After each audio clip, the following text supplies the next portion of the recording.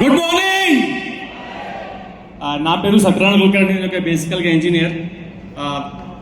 దాదాపుగా 10 years job చేశాను. ఎందుకంటే మంచి లైఫ్ లీడ్ చేయాలా, చదువుకున్న జాబ్ చేశాను. బట్ జాబ్ లోపల నాకు అనుకున్నట్టు సాటిస్ఫాక్షన్ దొరకలేదు, నా వర్క్ పరంగా, నా శాలరీ పరంగా. బట్ ఆ టైంలో దాదాపుగా నేను 6 జాబులు మారాను. చాలా మంది జాబులు మారుతుంటారు కదా. రీజన్ ఏంటి? ప్రమోషన్ రావాలి, మంచి పొజిషన్ పెరగాలి, మంచి శాలరీ రావాలని. నేను చేంజ్ చేసినప్పుడల్లా డెఫినెట్గా పొజిషన్ మారేది, శాలరీ పెరిగేది, బట్ సాటిస్ఫాక్షన్ ఉండేది కాదు. ఆ టైంలో నాకు అనిపించింది ఈ జాబ్ కన్నా ఏదైనా బిజినెస్ చేస్తే బాగుంటుందని ఒక ట్రెడిషనల్ బిజినెస్ చేయాలి. ఆ తర్వాత ఈ జాబ్ సంపాదించి మొత్తం పోగొట్టుకున్నాను. ఒక 2 years బిజినెస్ చేసిన తర్వాత మళ్ళీ again back to the job. ఓకేనా?